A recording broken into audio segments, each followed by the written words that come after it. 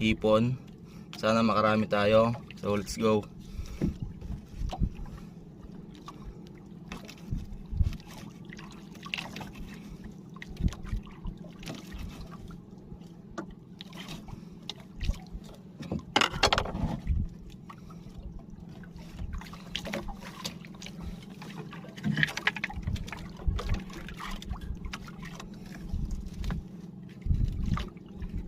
So bali ito yung aking pamingwit kakadwa, at ito yung kawil ng ating pamingwit, kawil o taga o baniit sa amin sa Ilocano yan.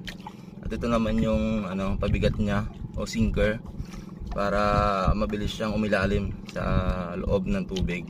So lagyan na natin ng pamain kakadwa.